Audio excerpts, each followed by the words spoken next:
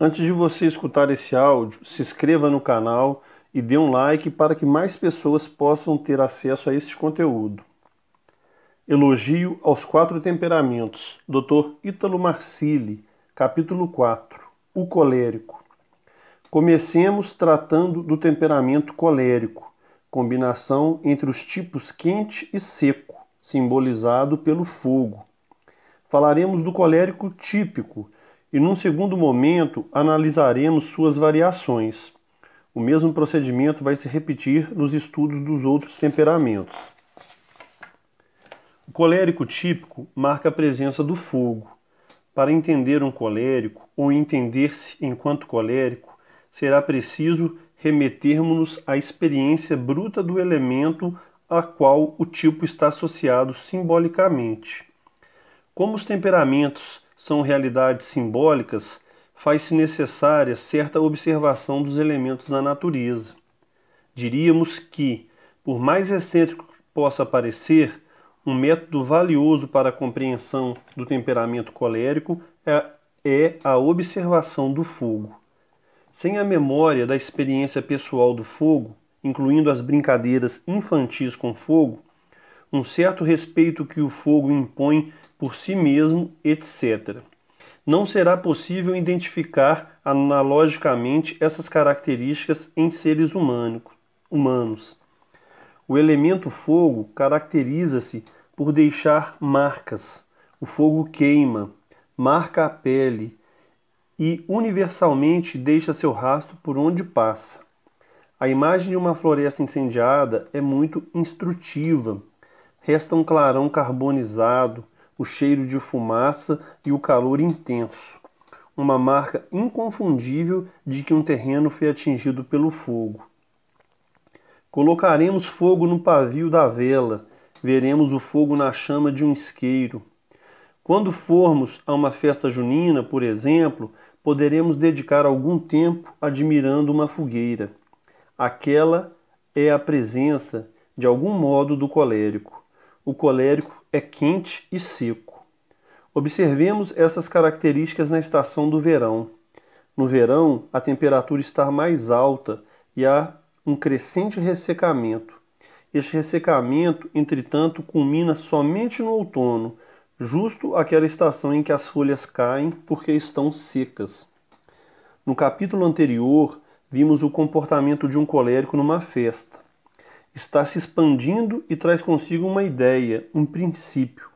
Por dentro, não há exatamente uma preocupação. A preocupação já é um ato mental. Não há nele impulso de envolvimento. Não se manifesta envolvendo o entorno e também não o recebe, impermeável à sua influência. O colérico é de algum modo impassível. Embora possua impulso de expansão, o mundo externo não o afeta tanto. Uma mãe e um pai coléricos, e isso vale também para qualquer colérico em posto de chefia, estarão sempre na dianteira, terão a tendência de ocupar o espaço. Aparecem na vida de seus subordinados como quem puxa a carroça, concede energia, expande penetrando ou empurrando, e não envolvendo como ar. Pode vir a existir, portanto, uma tendência ou tentação de desprezo ao ritmo e ao espaço dos outros. O colérico frequentemente procura dar soluções ou fazer propostas. Ocorre que nem sempre as pessoas precisam de soluções e propostas. Existe um lugar da vida humana que é o lugar da convivência, no qual só é preciso estar ou conviver, sem a necessidade de uma proposta ou solução. Há lugares na vida humana onde basta o estar, o olhar, o sorrir, o cumprimentar, e aqui pode haver tensão para o colérico típico. Apesar da tendência constante em sempre aparecer no modo expansivo e marcante, é preciso atentar sobretudo à manifestação comportamental do colérico. Numa relação amorosa, por vezes, o lugar do colérico é mal compreendido, pois a relação romântica exige momentos de mero bem-estar, em que a suavidade impera sobre a intensidade. É aqui que a secura precisa ceder aos abraços sem tempo para acabar, o que perturba imensamente o colérico, incapaz de ver sentido em algo sem propósito, nem solução de continuidade. Não se pode dizer que esse tipo de expansividade é sempre danoso para a relação amorosa. Ao contrário, consiste geralmente no motor de toda relação. Foi o colérico quem deu o primeiro passo, superou os obstáculos. Mas uma relação amorosa não se reduz a apenas isso. É fácil perceber que as características dos temperamentos não podem ser encaradas como defeitos ou qualidades. São facilidades ou inadequações que devem ser articuladas com as circunstâncias. Nos momentos de desafio, o colérico tem facilidade, porque o desafio recruta o apetite irascível, e é por este apetite que o colérico se move. São os bens árduos que movem o colérico, seja superar uma dificuldade financeira, uma injúria, etc. No relacionamento amoroso, porém, existe também um apelo por coisas aprazíveis, que falam ao apetite concupiscível, como carícias, olhares e o ato sexual. O colérico rude, que não observa os próprios movimentos e a natureza das relações humanas, tenderá a valorizar menos estes momentos, como que apagando a sua presença destes atos, o que pode transmitir ao cônjuge a ideia de desprezo. O colérico, então, reagirá com surpresa, lembrando os momentos de dificuldade nos quais esteve sempre presente. Os mesmos fenômenos podem se repetir na realidade amorosa que envolve pais e filhos. O pai colérico ou chefe se sai muito bem nos momentos onde precisa estar presente e sabe fazer uma aposta ou transmitir um conteúdo moral. É bom em propor desafio aos filhos e subordinados, pois este é o âmbito natural onde o colérico se move. O contraponto dessa facilidade é a dificuldade em prestar um reforço positivo e envolvente ao filho ou ao subalterno. Ao ver o filho realizar suas ordens, sem perceber que há uma necessidade de reforço, o pai e a mãe talvez proponham outro desafio logo em seguida. Caso os filhos sejam também coléricos, não há problema, pois o pedido é consoante a sua natureza. Mas em outros casos de temperamentos, o acolhimento ou acomodação poderiam ser mais adequados. O pai colérico ignora estas possibilidades e pode ser rigoroso demais ao entender que o desânimo dos filhos não passa de moleza, quando na verdade se trata de uma característica natural. O conhecimento do temperamento é fundamental para um exercício consciente de bom relacionamento com o próximo, o que inclui um anseio por compreender seu funcionamento interior. O grande desafio da liderança para um colérico, e os pais incluem-se entre os líderes, é conseguir, quando obtém resposta ao que foi requerido, animar o subordinado de maneira acolhedora e envolvente.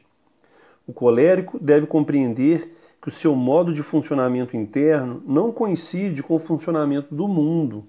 Em verdade, 3/4 do mundo funcionam de modo diferente e funcionam muito bem, com magníficas realizações. Ele precisa reconhecer que o seu elemento ígneo funcionaria de forma muito mais eficiente se fosse conduzido por outra pessoa. O colérico, desejoso de superar o grande desafio de permitir que sua poderosa expansão seja conduzida, deve perseguir a virtude da humildade. Não deve o colérico considerar as suas características expansivas e de marcação sinal de superioridade. Do ponto de vista humano, não é melhor ou pior ser colérico, e em verdade, esta condição impõe o desafio de combater a tendência natural à soberba. A ação do colérico tem uma longa duração no tempo, o que é muito vantajoso, e sua natureza tende à estabilidade rápida. Mas, sem a virtude da humildade, aplica-se ao portador deste temperamento o adágio latino Bene curis sed extra viam, é aquele que corre bem, mas fora do caminho. Impressionado com a própria energia e capacidade de ação, pode não perceber que trilha um caminho danoso e que, quando, por falta de reflexão, as imensas forças de iniciativa e capacidade de proposição o conduzem sem um rumo justo. Não é falso o risco de o estarem arrastando de maneira eficiente e rápida para o abismo. O colérico, mais do que ninguém, precisa de amigos, de pessoas próximas a quem consiga ouvir e conferir autoridade. Por um ato da inteligência e vontade, precisa notar que o excesso de certeza é o prelúdio de alguns fracassos. Para tal, deve recorrer à própria experiência de vida. Só perceberá as inúmeras situações em que foi levado a uma enrascada por teimosia, por não dar ouvidos a bons conselhos. Não é preciso que o colérico vigie a si mesmo a ponto de tornar-se inseguro. Afinal, todas as pessoas almejam a sua segurança e intrepidez prática das realizações. Não deve diminuir-se, mas humilhar-se. Deve eleger uma assembleia de vozes a qual prestará os maiores respeitos. Pessoas que querem verdadeiramente o seu bem, eleitas conscientemente suas conselheiras. Justo pela ênfase da expansão, proposta e solução, o colérico pode perder de vista muitas coisas importantes da vida. Pessoas que o amam facilmente percebem essas omissões e podem lançar luz sobre os caminhos inexplorados não percebidos pelo colérico, sobretudo nos importantes domínios do relacionamento com os inferiores, os iguais e com Deus. A expansão colérica, com sua marcada independência, pode dificultar as relações hierárquicas, para cima ou para baixo. Por saber que é dotado de necessidade expansiva e irascibilidade, o colérico se agrada de objetivos difíceis, gosta de encarar desafios. Se uma criança, por exemplo, possui esse temperamento, será em vão estimulá-la a se divertir com os esportes na escola, pois o seu desejo íntimo não é a diversão, mas a vitória. O estímulo a crianças coléricas está associado ao desafio, à proposição de tarefas difíceis ou desagradáveis, que vão lhe conferir a satisfação de se sentir capaz de realizá-las. Responsabilidades reais como recolher o lixo, lavar louça ou tomar conta do que falta na despensa são atividades estimulantes. Se uma criança colérica passa a maior parte do tempo em atividades passivas, como assistir à TV, logo a expansão e a irascibilidade vão encontrar vazão em outro lugar, em regra na indisciplina e malcriação. É como confinar um husky siberiano, um cão pastor feito para correr milhares de quilômetros na neve, a pastorear áreas imensas num apartamento. Não deixará de ser um husky, logo sua natureza, tendente à agressividade e expansão, vai surgir em outro lugar. O colérico, reduzido a uma rotina de passividade, converte-se num tipo nervoso, incapaz de reconhecer o seu lugar ou a si mesmo.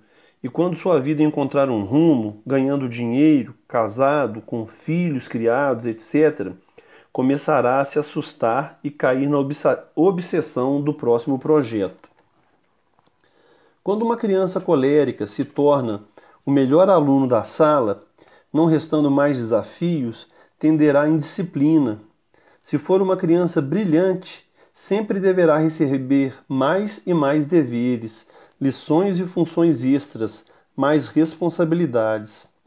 Se for uma criança estulta, deve ser orientada a alguma tarefa de organização, de cuidado, organizar a fila do almoço, do lanche, ajudar o inspetor, etc. O mesmo se dá com o adulto colérico. Se alcançar o que parece ser o auge e não receber maiores desafios, encontrará problemas. Nessa altura, seu impulso será produzir alguma inovação desnecessária, alguma invenção até mesmo nociva, explosiva, destrutiva, que terá como fim virar as coisas do avesso. O colérico, por exemplo, que obteve todo o dinheiro que desejava, está casado com a mulher que almejava e tem os filhos que gostaria de ter, começa a ser assaltado por um incômodo geralmente destrutivo, a ponto de tentar resolvê-los numa espécie de caos, com vistas a um renascimento. Tenta ser a fênix, que vira brasa e renasce. Prefere queimar para poder se reconstruir e virar algo novo. Ao reconhecer-se colérico, o indivíduo compreende a necessidade de inventar novos desafios e pode fazê-lo conscientemente, criando desafios esportivos num espaço em que possa gastar bem a sua ânsia de expansão. O esporte, muitas vezes, é o lugar onde o colérico poderá se desafiar constantemente, sem causar maiores danos, sem a necessidade de reinventar a própria carreira, relacionamento, paternidade e maternidade. Os dois espaços que contrabalançam os impulsos destrutivos coléricos são a religião e o esporte. A religião comporta um desafio espiritual sem fim. Sede, pois, perfeitos, como também o vosso Pai Celestial é perfeito. Mateus 5,48. A perfeição não reconhece auge, há sempre algo a melhorar. Então, quando leva muito a sério a própria religião, o colérico tende a se encontrar um ponto forte de estabilidade. O mesmo se dá no esporte, em escala física. A menos que seja um atleta de altíssimo rendimento, um indivíduo colérico sempre terá diante de si o desafio de melhores resultados pessoais. E mesmo quando se obtém um resultado satisfatório, há a possibilidade de recomeçar novos desafios migrando de esporte. Todo um mundo de novas técnicas e disciplinas que exigirão um impulso expansivo. Na musculação, por exemplo, sempre é possível levantar mais peso, caso se proponha a fazê-la. O seu desafio não terá fim. Entrará na academia do bairro até levantar o peso máximo dos aparelhos e partirá para outra maior, até encontrar um desafio à altura. O temperamento colérico pode produzir filhos disciplinados, cheios de iniciativa. Também costuma se encaixar muito bem em todo tipo de funcionários. Quanto à sua vida espiritual, por ser do elemento fogo, ela se expande. Toda prática espiritual está fundada em 4 operações: a presença, isto é, a virtude, o estar presente em algum lugar, a esmola, o jejum e a oração. É possível estabelecer uma associação entre os temperamentos e as práticas espirituais. A virtude é uma presença, é como uma pedra. No ato da esmola, há um enfrentamento às repugnâncias, seja a sensação de perigo, o mau cheiro, a ideia de estar sendo enganado, etc. Apesar de todos os incômodos, quem dá esmola retira algo de seu e doa ao próximo. Isso representa uma expansão e também uma marcação, porque há um impulso ígneo de destruição daquela aparência horrenda em vista das possibilidades humanas entrevistas no mendigo. O mendigo pode usar aquela soma para drogar-se, saindo de um estado de sofrimento para um estado de sedação, ou mesmo comprar uma pasta de dente, ou comida, ou um pente para o seu cabelo. Enfim, as possibilidades estão abertas, e o ato da esmola é o que produziu momentaneamente essa nova dimensão naquela vida. O valor irrisório de uma esmola é uma aposta que almeja uma realidade invisível, e esta aposta pode significar um bem. Trata-se de um ato expansivo que fala ao apetite irascível, e há uma analogia perfeita entre ele e o temperamento colérico, simbolizado pelo fogo. O ato espiritual, portanto, que se harmoniza com o temperamento colérico é a esmola. Ao vencer-se a si mesmo pelo ato constante de dar esmola, tende a harmonizar essa expansividade secura que nele pode aparecer de modo problemático.